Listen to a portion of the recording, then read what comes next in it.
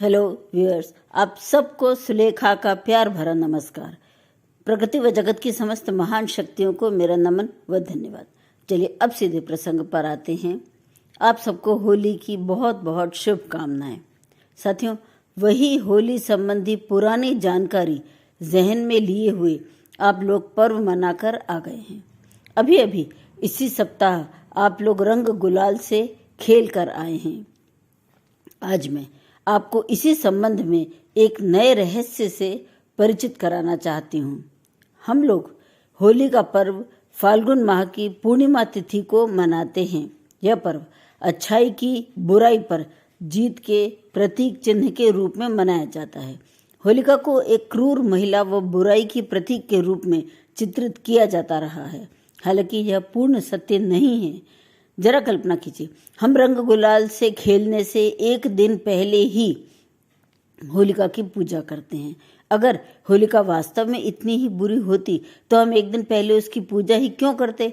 इससे यह प्रकट होता है कि सच्चाई काफी हद तक अलग है, जैसा कि हिमाचल प्रदेश की प्रसिद्ध लोक कथाओं से हमें जानकारी प्राप्त होती है।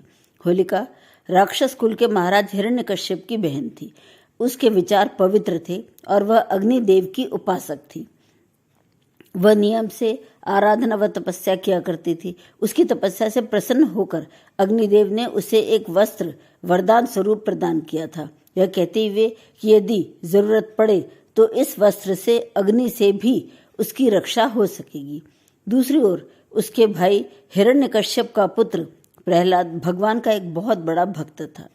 इस कारण हिरण्यकश्यप अपने पुत्र से इतना अधिक नाराज था कि वह उसे किसी भी विधि से मार डालना चाहता था। हत्या के कई प्रयास विफल हो चुके थे। अंत में उसने होलिका को आदेश दिया कि वह प्रहलाद को गोद में लेकर अग्नि में बैठ जाए, किंतु होलिका ने ऐसा करने से मना कर दिया। तब हिरण्यकश्यप ने अपनी बहन होलिका को धमकी दी कि वह उसका विवाह एलौज से नहीं होने देगा। इतना ही नहीं, वह उसे दंडित भी करेगा। तब अपने होने वाले पति की रक्षा के उद्देश्य से होलिका प्रहलाद को गोद में लेकर अग्नि में बैठ गई। फिर ईश्वर की कृपा से ऐसी हवा चली कि होलिका का जादुई वस्त्र उसके शरीर से हटकर प्रहलाद के ऊपर जा गिरा। फलतः प्रहलाद पूर्णतया जीवित बच गया, जबकि होलिका जलकर राख में बदल गई।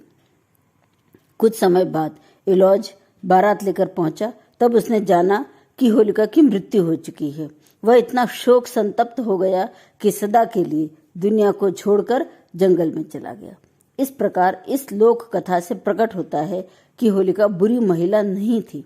वह प्रहलाद को नहीं मारना चाहती थी, किंतु मजबूर होकर उसे प्रहलाद को गोद में लेकर अग्नि में बैठना पड़ा था। तो साथियों, इसमें ध्यान देने योग्य बात यह है कि होलिका को अग्निदेव से वरदान प्राप्त था, फिर वह जली क्यों?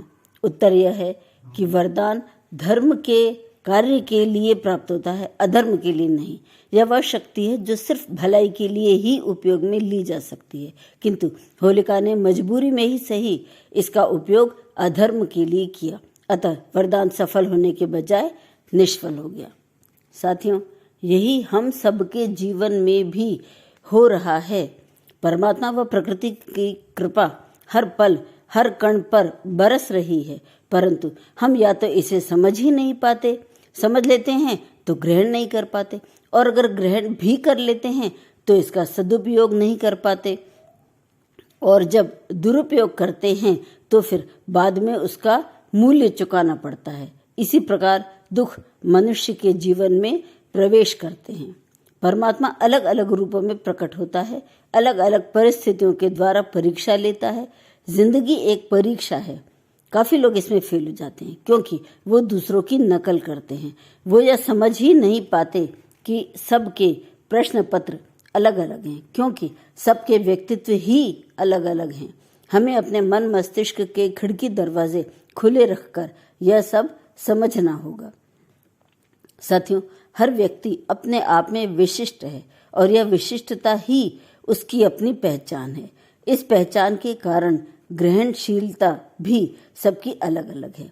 हालांकि परमात्मा की कृपा सब पर समान है, लेकिन प्रत्येक व्यक्ति की ग्रहणशीलता अलग अलग होने से उपलब्धि भी सबकी अलग अलग ही है। हमें अपनी ग्रहणशीलता बढ़ानी होगी। परमात्मा की कृपा वह ठंडी हवा है जो सिर्फ धर्म की तरफ ही बहती है। हमें अपने उद्धार के लिए इस हवा का रुख पहचानना ही होगा। 9, प्रकृति के कण कण से उठती लहरें इंद्रधनुषी, डूब गए हम लहरों में, कहती तट की खामोशी। So thank you guys, goodbye, फिर मिलेंगे।